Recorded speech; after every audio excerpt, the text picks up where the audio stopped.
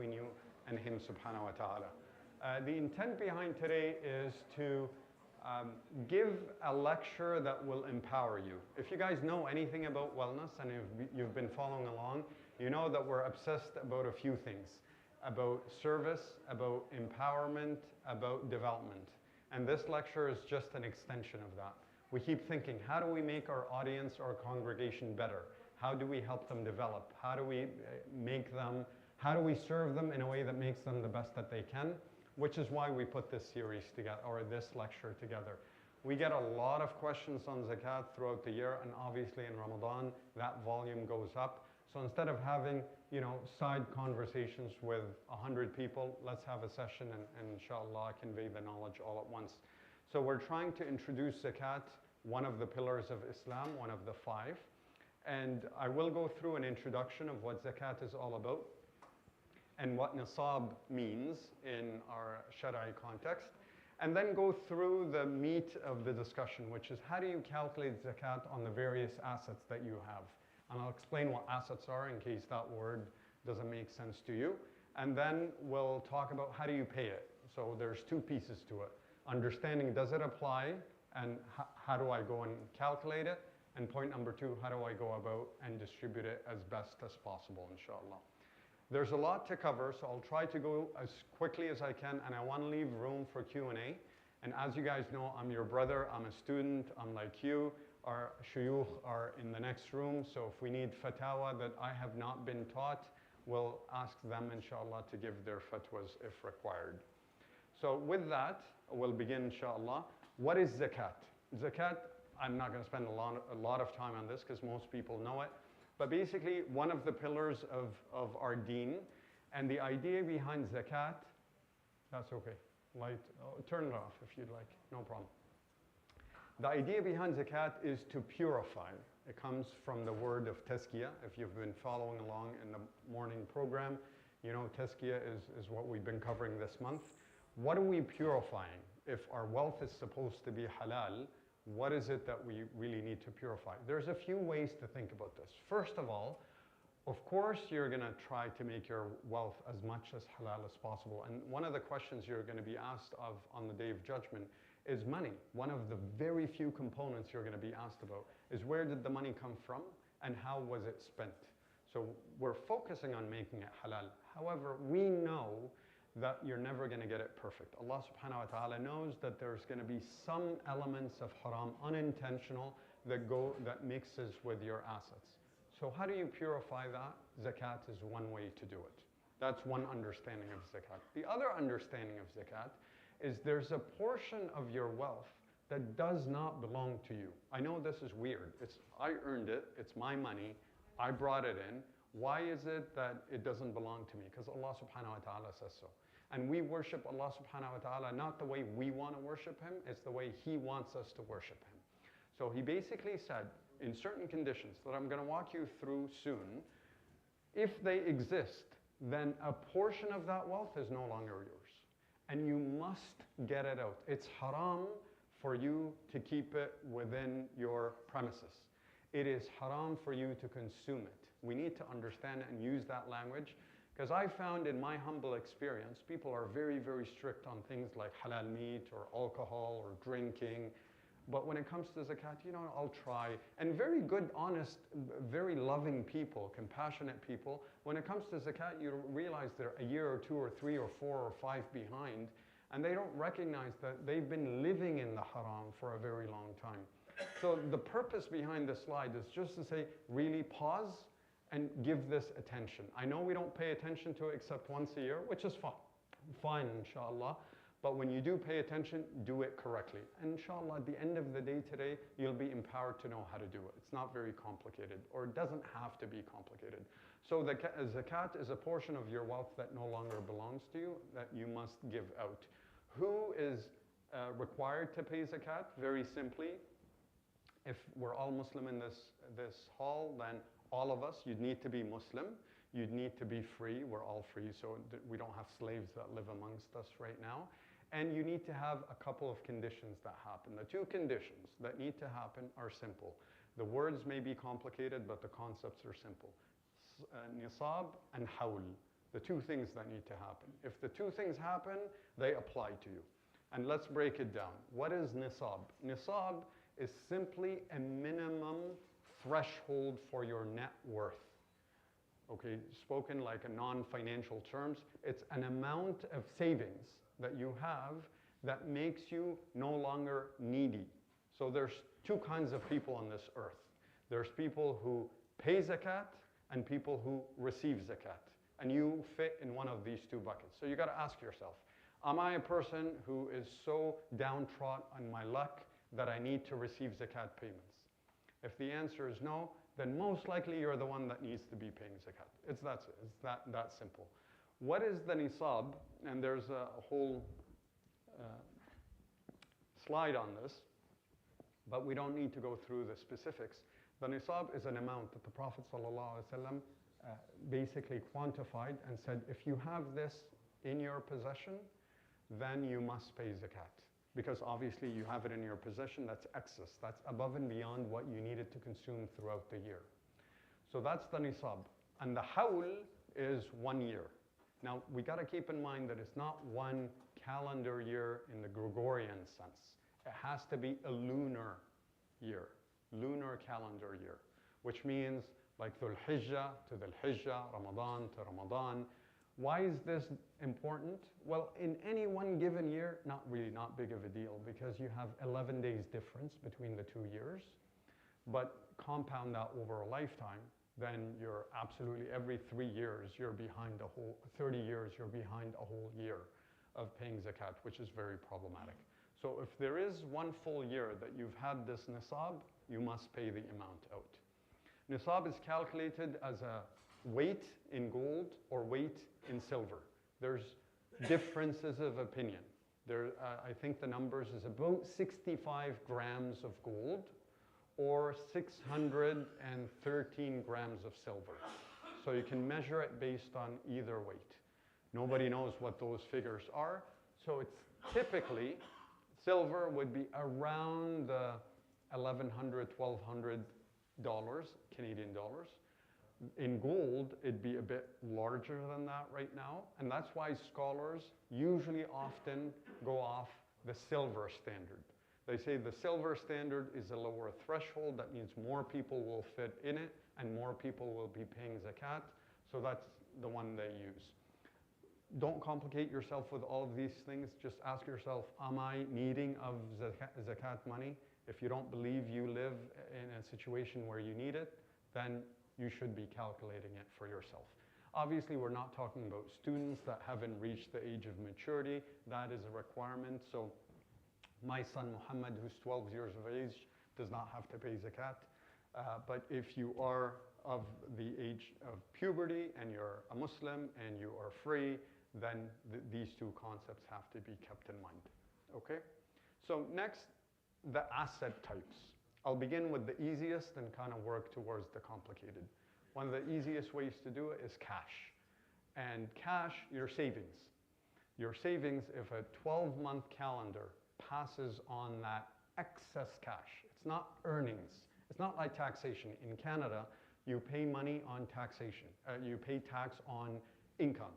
So if I made $100,000 at the end of the year, the government says, okay, I got to get my $30,000 cut.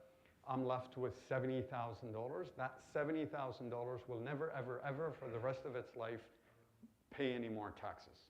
If that $70,000 generates more income, the additional income will be taxed, but that capital is no longer taxed. That's how our system works. Allah's system says you're not actually charged anything on income.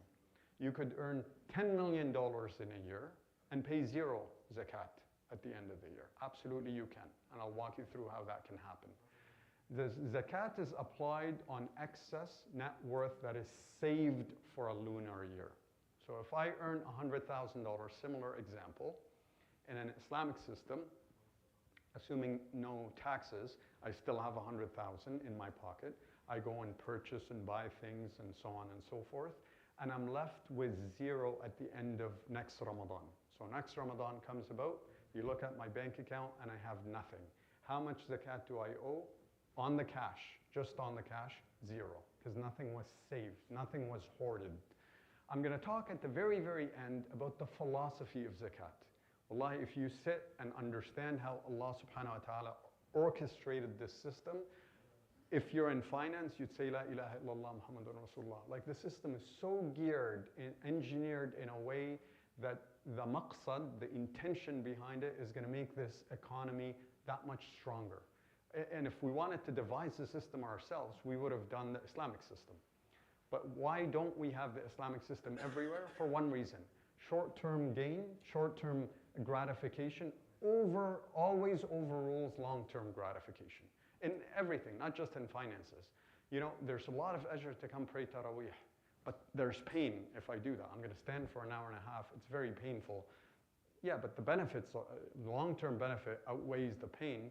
People usually skip because of the pain or some other reason.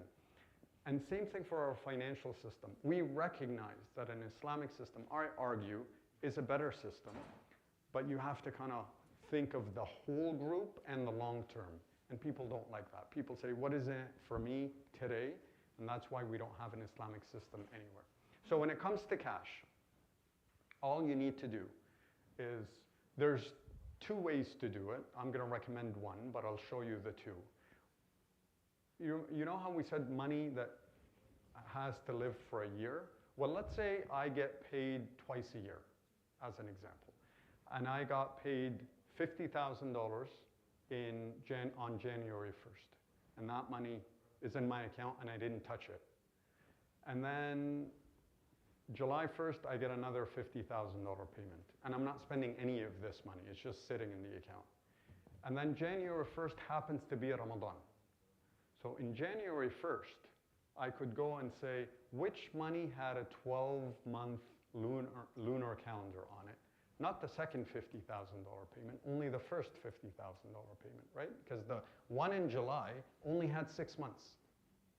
So what you would do is you ignore that one, you go to the January one and say 50,000 times 2.5%. Where did 2.5% come from?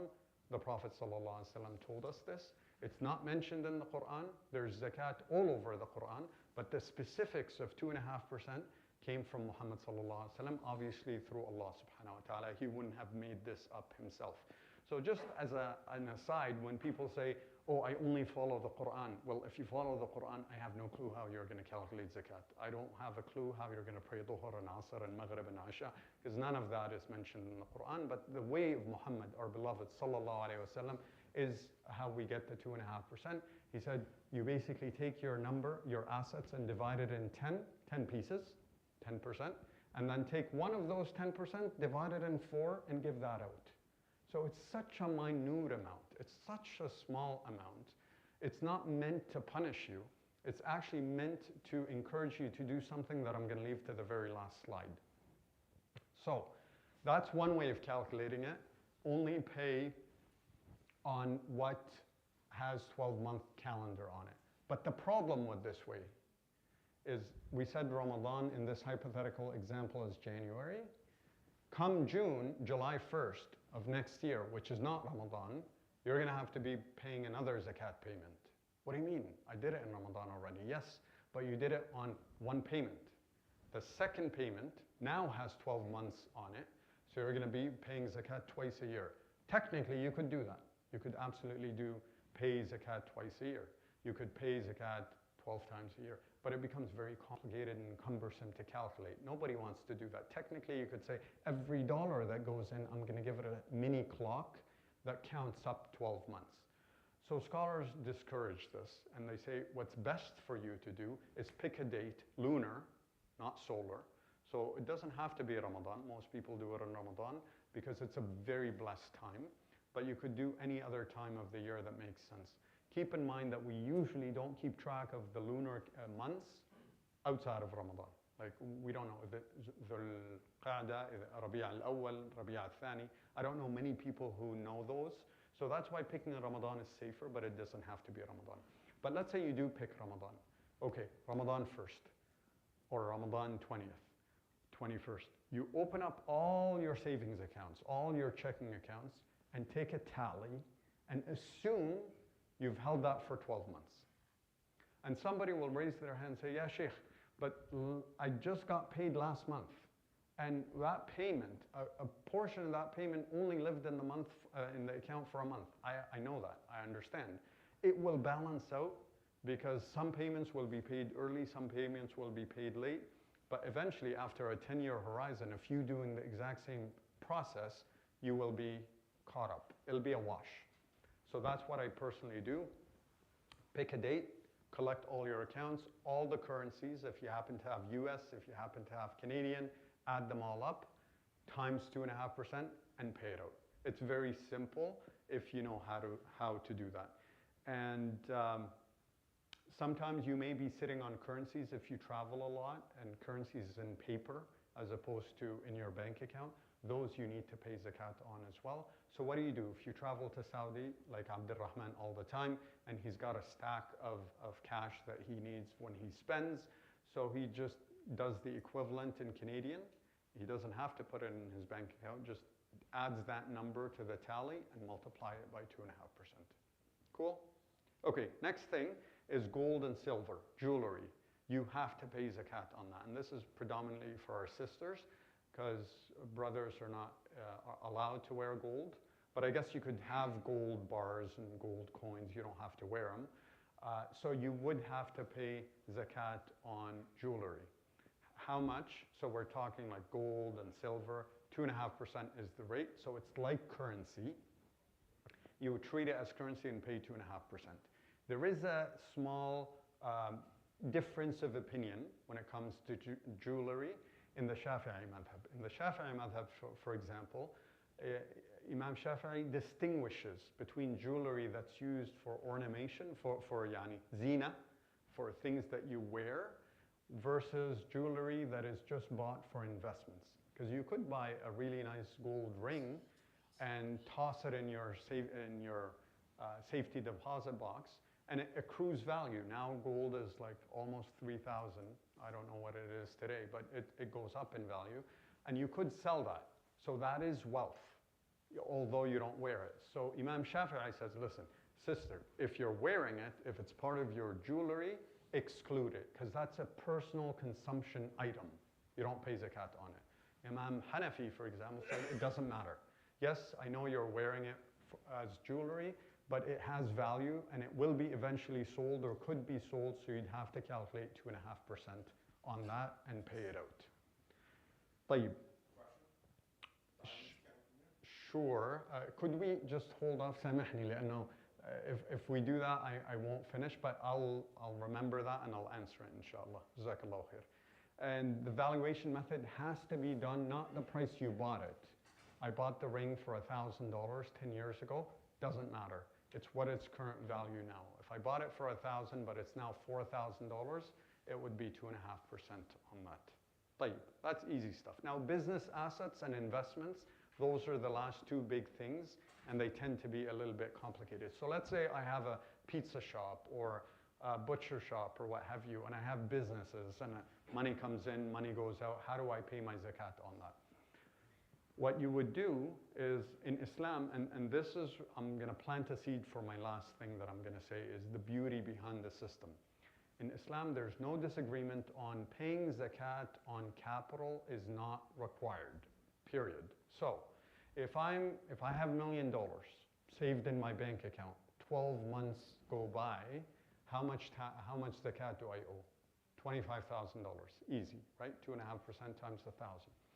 If 11 months pass, and just before the 12th month, I take that $1 million and I buy a Popeyes restaurant worth $1 million, because I bought the equipment and the fryers and the chairs and the building and so on and so forth. How much zakat do I have come Ramadan? Zero. Zero. Why?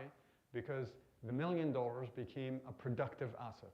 It used to be redundant asset, i.e. cash in a bank account, and now it became a potentially productive asset, which is a Popeyes or a restaurant or what have you.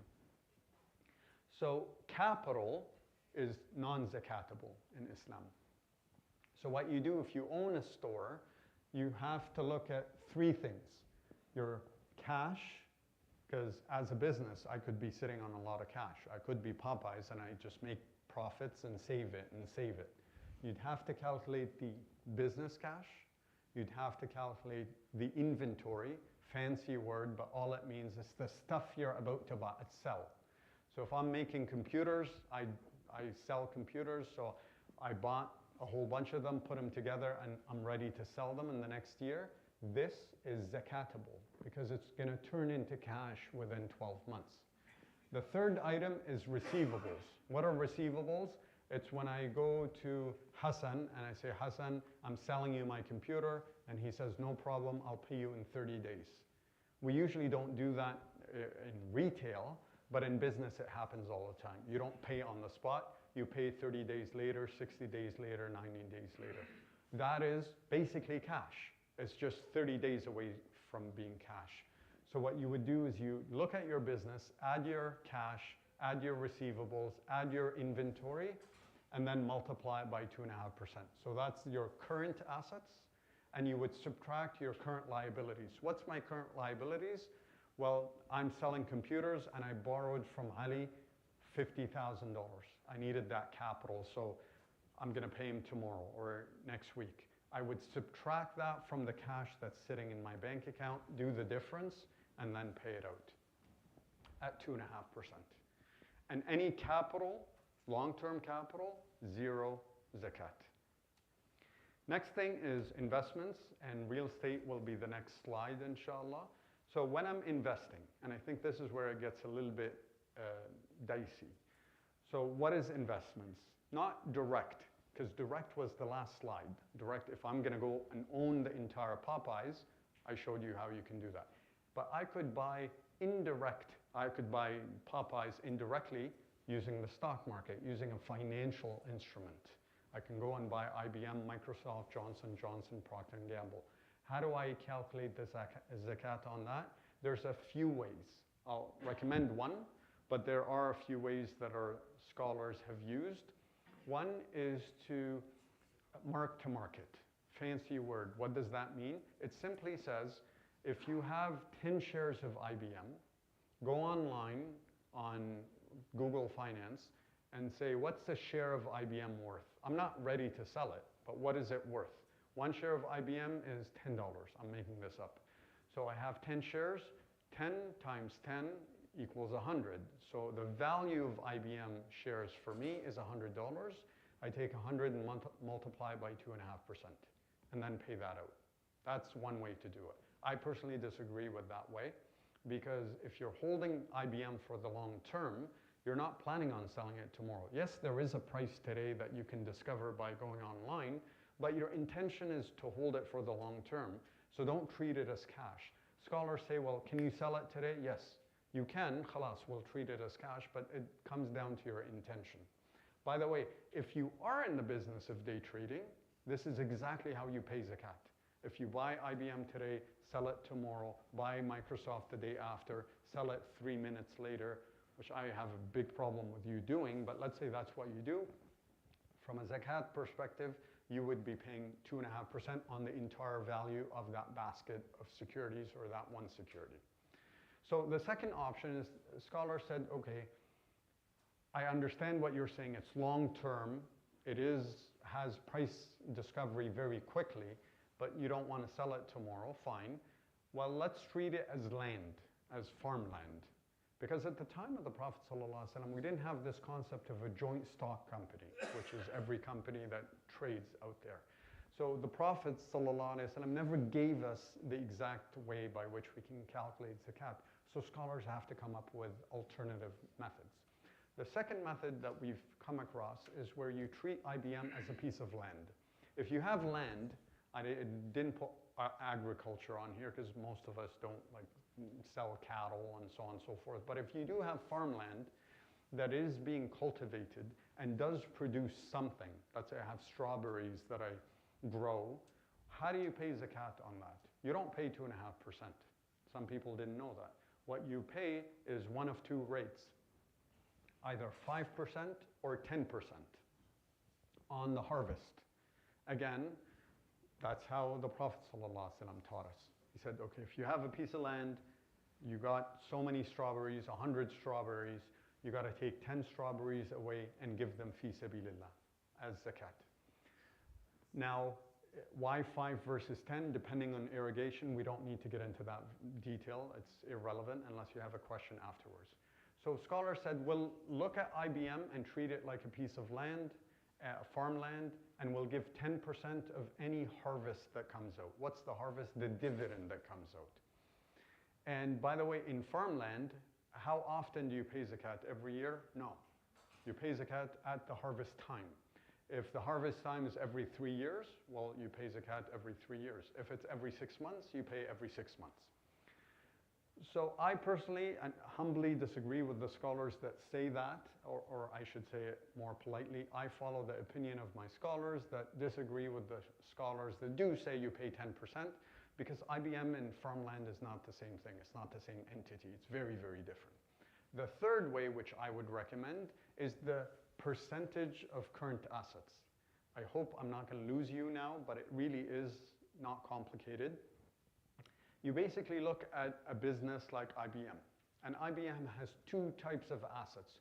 When we say asset, we mean something that can produce cash in the future. That's what that fancy word means. So 2 types of assets, short-term assets and long-term assets. What's the difference? So think IBM or think Apple. Maybe Apple would be a better example because we're so familiar with it. Apple has long-term assets. You know, the buildings they have, the equipment they have, the desks for their offices, the chairs, all that stuff is long-term assets. Why? Because they don't intend to sell it. They don't buy 50,000 desks and computers that they will sell. That's for employees to sit and program and generate something that they will then sell. So that's long-term assets. Short-term assets is their laptop that they're about to sell. That is a short-term asset because that's what we call inventory. They made it, and what do they want to do with it? Sell it as quickly as possible because they want to turn it into cash, feed the cash into the machine, and generate more profit that way. So long-term assets, you take Apple as a business, and you can do this by looking at their financial statements. There's a way to do that if you're familiar with it. And separate it into 2 components. So as a company, let's say an Apple stock is worth $100. You separate it into 2 pieces. $80 of the $100 is in long-term capital, and 20% is in short-term capital. I know I'm not explaining how to calculate these 2, but just run with me for a second. That 20% is zakatable at 2.5%. That 80% is zakatable at 0. So how do you calculate it? Assuming you know it's 80-20, and 80-20 is hypothetical, you have $100 invested in 20% that's zakatable, so that's now $20, and then you take the $20 and multiply by 2.5%. So you don't pay on the entire amount, $100, like the first example, you pay on $20. And that is the opinion of many scholars, and more, subhanAllah, we've been advocating for this, I don't know, 15 years ago, and everybody would be shooting us down and saying you're crazy and who's coming up with this, and this is bid'ah. And now, subhanAllah, a decade and a half later, all the zakat calculators that you come across, and I go and look at them and see which methodology they use, exclusively or predominantly they use this methodology. So it tells you that our scholarship is, as long as they understand the underlying, they usually give the best fatwa, inshallah. طيب, I want to talk about RSPs, TFSAs, RESPs, because that question comes up a lot. Assuming you know the breakdown and how to calculate zakat, how do I calculate zakat in my RSP or my corporate account or my RESP? Why are those things important? Because an RRSP has money in it for you, but the moment you pull it out, something happens. Taxes are triggered. As long as the money is in the account, it's tax sheltered. The $100 that you have in your RRSP can become $10 million. The government will not ask you for $1, because as long as it's in the account growing, it's tax-free. Tax sheltered is the more correct term. The moment you take it out, they say, we need our taxes now. So give us that 30% on the 100 that you pulled. So some people argue that, oh, okay, if I have $100 in my RSP, I'm only going to pay zakat on my portion. I'm not going to pay it on the government's portion because it's not mine. So it's logical to say $100, my portion is 70, assuming your tax rate is 30. I'll take 70 and then apply the taxes on it and the zakat on it. Some scholars have argued for that. I humbly, completely disagree with this opinion, but what do I know? I'm just a student. And the reason why, I'll articulate my rationale. And this is where I think we lose a lot of our scholars, and Allah bless them, because they don't understand RSPs and TFSAs and taxation. It's not their job. It's not where they will shine. But when you begin to examine the account, you realize that if you make the argument that this is the government's money, you're fine. I'm willing to entertain you with that assumption. But the way you behave tells me that it is your money, because if it's the government's money, 70-30, you don't open up a second RSP, take $30, put it in the second RSP, and leave it in cash for the next 30 years. Nobody does that, because it's the government's money. But you come back and you say, Ali, it's the government's money. Why are you using it? Because you're going to say, well, that's dumb. Why am I going to sit on cash for 30 years? I should invest it. I should invest it. So technically, you own it. Like fully, legally, you own it. There's just a deferred taxation that's happening that nobody came back and asked you for it. So if you are going to only pay on your portion, then I would ask you to never, never spend their portion. That's point number one. Point number two, how do you determine what portion is yours, what portion is theirs? What's the effective tax rate you're going to use?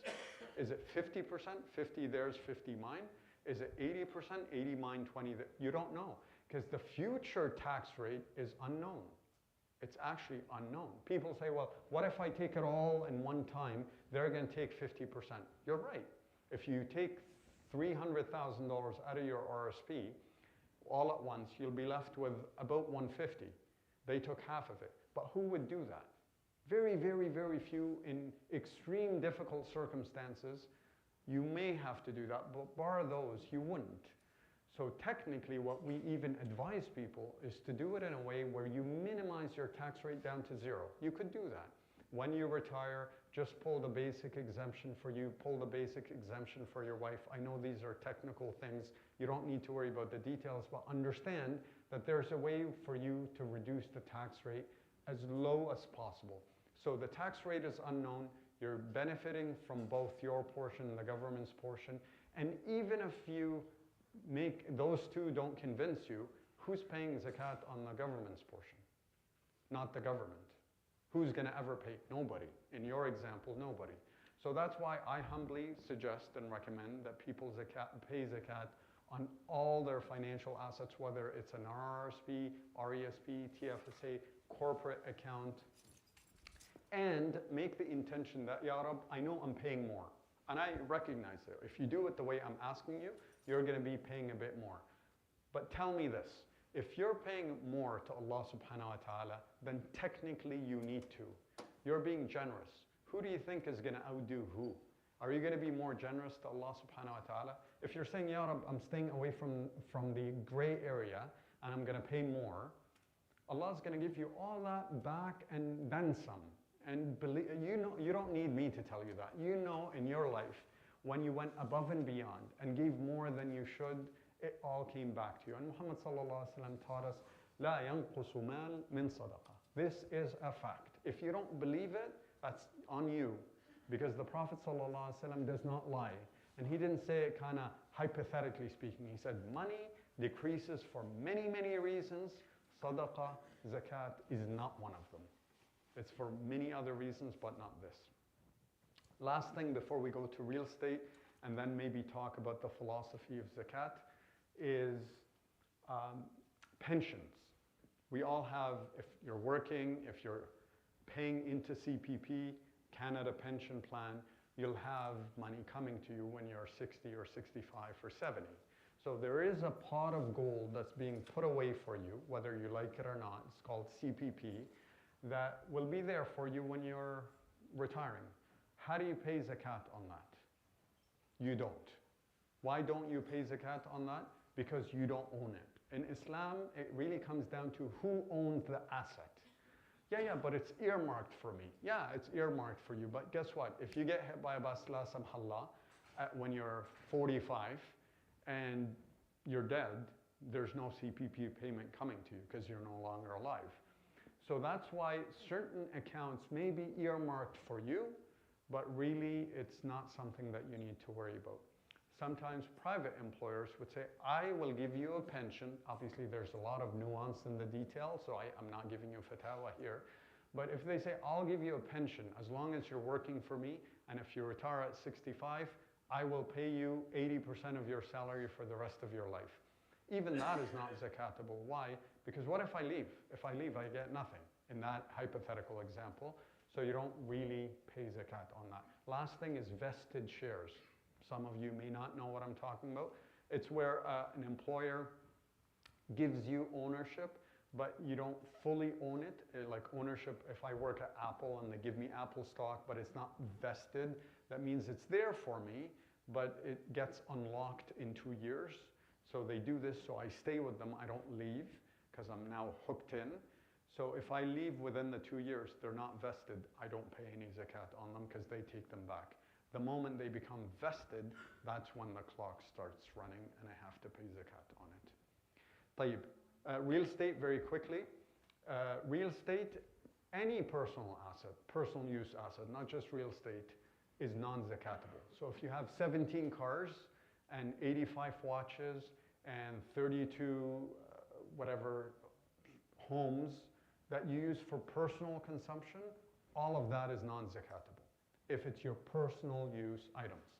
If you have a cottage and a home in Palestine and one in Saudi, non-zakat on all of it because it's personal use.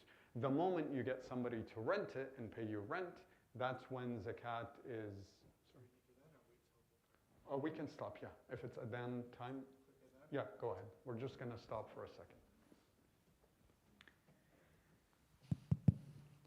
Allahu Akbar, Allahu Akbar.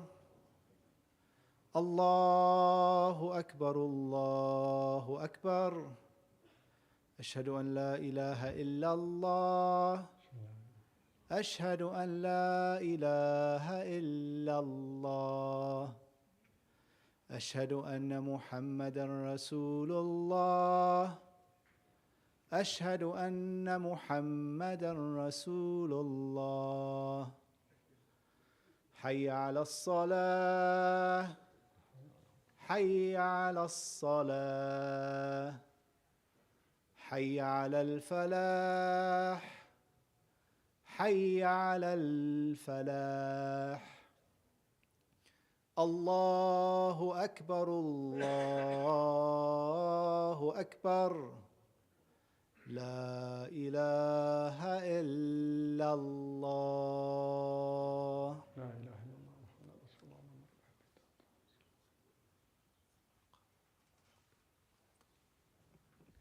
طيب, the moment you have $1 million of excess money and you buy a condo, and that condo is then rented to somebody, what becomes zakatable? Not the $1 million, but the income stream that comes from it. So I took the $1 million, bought this condo, I get $2,000 a month. Now, at the end of the year, I have $24,000 that came out of the condo as rental payments. If I had spent the $24,000 throughout the year, I have no zakat outstanding. Why? Because the income is zakatable once it sits in my pocket for a year and I have the nisab.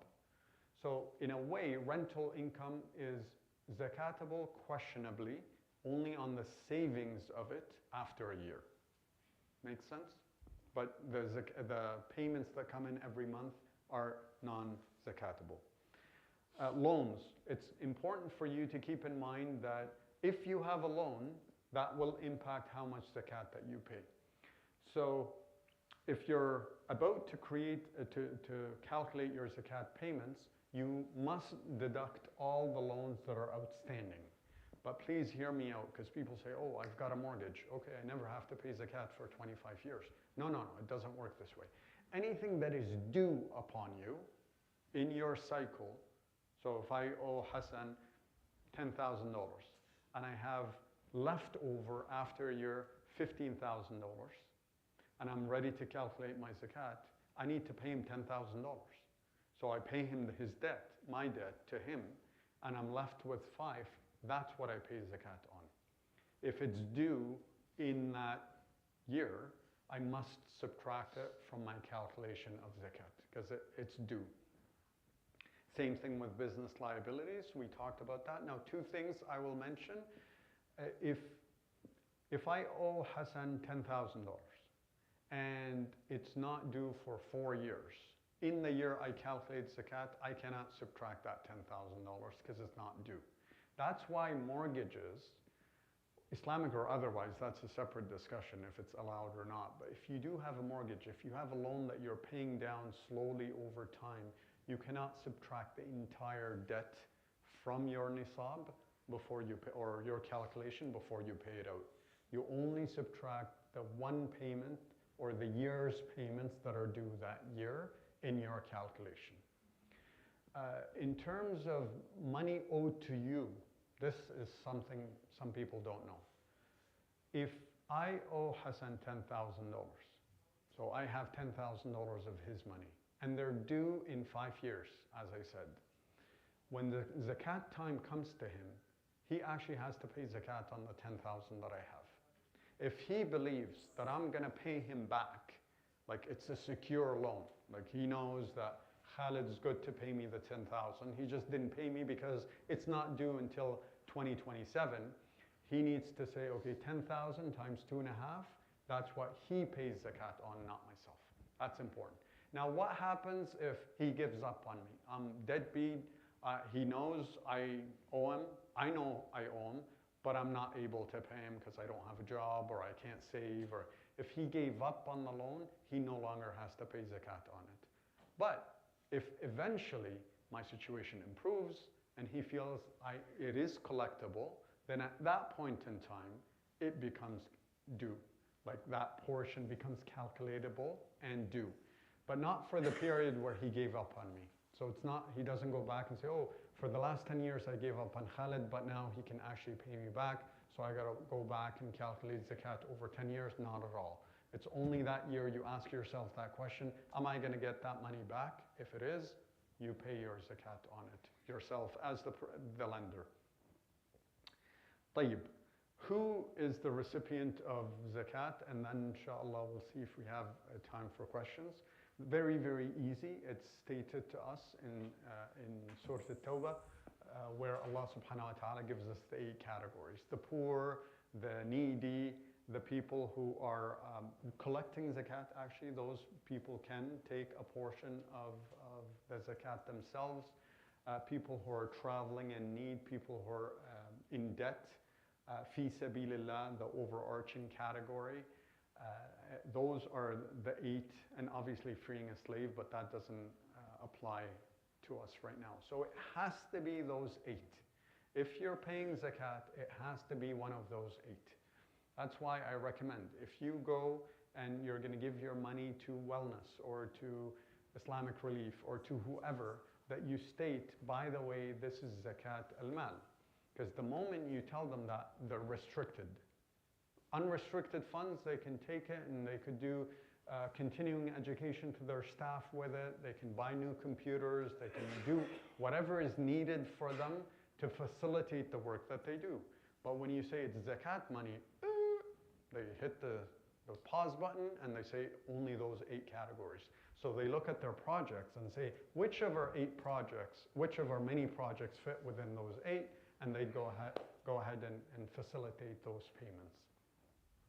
There is a discourse among scholars as to where is zakat best paid. And I know Sheikh Adnan has his opinions on that, and I love him for it. In terms of the vision behind zakat is that it needs to be paid locally, needs to be paid to the community where it was generated. I know sometimes we don't do that, and there's room for you to make that determination. Like if there's floods and there's needy people elsewhere, Gaza and what have you, there may be room to say, okay, I'm going to dedicate a portion of my zakat al-mal to another jurisdiction, but scholars are very specific. They're specific in the sense that if there is a need locally and you're not doing the need locally, there may be a problem with you doing that. And this is where the funds network came in. This whole idea of saying we need to take money from the community and push it back into the community to strengthen the community. Not just zakat al-fitr, but even zakat al-mal. So that's something you want to keep in mind. And identifying the recipients. So we talked about the 8 categories, and we talked about local versus international. Distributing, my advice is that you pick the charity, because we don't usually give zakat out. Not many people do. Some people use the charity route because they get a donation receipt that lowers their taxation. I favor that too. And by the way, if you have investments like securities, donating through securities can become super, super effective. It's complicated for me to explain it right now, but if that's something on your mind, we can talk about that later. So I understand why people use charities. If you use charities, my advice is just do your due diligence, make sure you pick a reputable charity, make sure that their expenses are decent, they're not too expensive in terms of their admin ratios, because they have to report. We collected $1 million, 90% went to programming, and 10% went for our own administration. They will report that to you. So obviously, if an organization is taking 3 cents on the dollar for admin, it's probably more efficient than one that takes 30 cents on the dollar for admin. However, admin will never be zero. Nobody works for zero. It's crazy for it to be zero. And if it's way too low, it may be problematic. Why? Because they're not spending enough. If you're not buying computers, you're not training your staff, yeah, everything is going to programming, but you're probably not being efficient in the way you're giving out the zakat. I understand that Salah is going to begin in 4 minutes. I will try to finish this and then touch upon the philosophy and be done. There are common mistakes that we see all the time. The first common mistake is people say, I'm going to pay December 1st my zakat every year. Please stop doing that, because December 1st will get you off 11 days. Every year you'll be in default by 11 days in arrears. And multiply that by 10 years, there you go. There's many, many months that you have not paid zakat. And remember, that portion is haram in your assets. You need to get it out as quickly as possible. Debt and mortgages. Some people don't pay zakat on debt that people owe them. If you think that money's coming back, you're responsible to pay zakat on that. And that's a way, by the way, of Allah subhanahu wa ta'ala knowing human beings will be creative. I can take my $1 million and lend it to Ali or Muhammad and so on just before zakat comes in and say, hey, I'm not having to pay zakat, and a month later I go get it back. Now it restarts the clock. So Allah has put these things in place to ensure that you actually pay your zakat. And mortgages, if you have one, no, it does not relieve you of paying zakat. We talked about that already. Investment errors, when you have an investment account, your responsibility increases a little bit. That means your wealth increased a bit. So make sure you get the right calculator or right people to help you calculate zakat. And lastly, the timing issues. We see people delaying zakat. You're not allowed at all to delay your zakat. Not by a day, not by a month, not by a year. It becomes due, you got to pay it when it's due. Now, when you pay it to an organization, they can delay the distribution. That's fine, because it's not their asset. It's your assets. But you're not allowed to say, I know I need it now, but I'm going to wait till next month, because next month is when they open up the piping to Gaza, so I'll give it out then.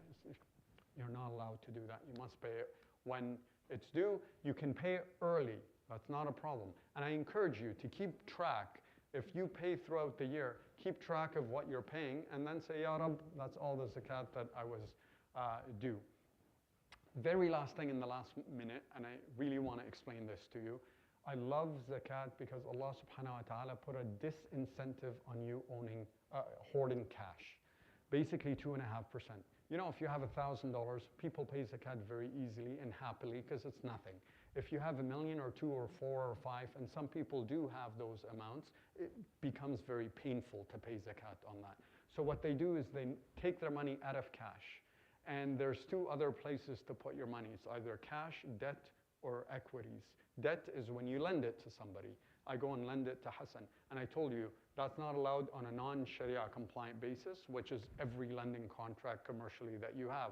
So if you're not really putting it in cash, you're not putting it in debt, where are you going to put your money? There's only one category, which is investments. If every Muslim who has excess cash flow puts it in investments and does it properly, what happens to the economy? It takes off. Allah wants us to be rich. Allah wants us to be very powerful, but to do it in the right place. I'm sorry we didn't have time for Q&A. It's my fault for talking too much. I hope this is helpful. And I'm happy to take your questions after. I know we have a session after Asr, but find me. My email's up there, and I'm more than happy to answer your questions. Jazakumullah khair. And Sheikh Ahmed. Naam?